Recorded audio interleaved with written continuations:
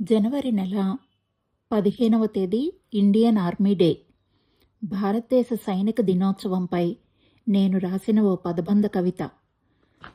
దీన్ని కవిత అనేదానికన్నా మన సైనికుల సాహసానికి, క్రమశిక్షణకి, త్యాగానికి ఒక పెద్ద సెల్యూట్ అని చెప్పచ్చు.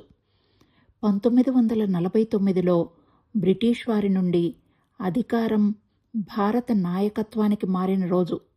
అంటే మన మొదటి భారతీయ కమాండర్ బాధ్యతలు స్వీకరించిన రోజు. అంతటి విశేషమైన రోజు కాబట్టే ఆ రోజు క్లిష్ట పరిస్థితుల్లో సేవలందిస్తున్న సైనిక సిబ్బంది ధైర్య సాహసాలను, అమరవీరులైన సైనిక త్యాగాలను గౌరవిస్తూ వస్తున్నాం.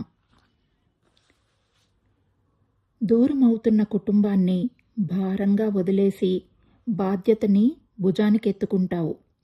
నీ కర్తవ్యం అదేనంటూ, దేశ రక్షణే నీదంటూ నెలల తరబడి ఇంటికి దూరమవుతావు. తీరాన్ని తాకే పెను తుఫానులు తనువుని చిత్తడి చేసినా చిత్తశుద్ధి చెక్కు చెదరనీయవు. ఎడారి ఇసుక ఈటలై పొడుస్తున్నా దేహమే నీది కాదన్నట్టు దులుపుకొని వెళ్ళిపోతావు. ఎముకలను కొరికేసే చలి శల్యపరీక్ష పెడుతున్నా పట్టనట్టే పరిగెడుతుంటావు. సూర్యుడి వేడి దహించి వేస్తున్నా సై అంటూ శత్రువులపై సమరానికి సిద్ధపడిపోతావు.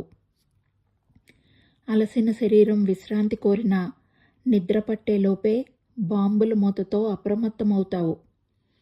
కంటిమీద కాస్త కునుకు పడితే కలలోనూ బుల్లెట్ల వర్షాలేనంటూ కవ్వింపుగా నవ్వుతావు.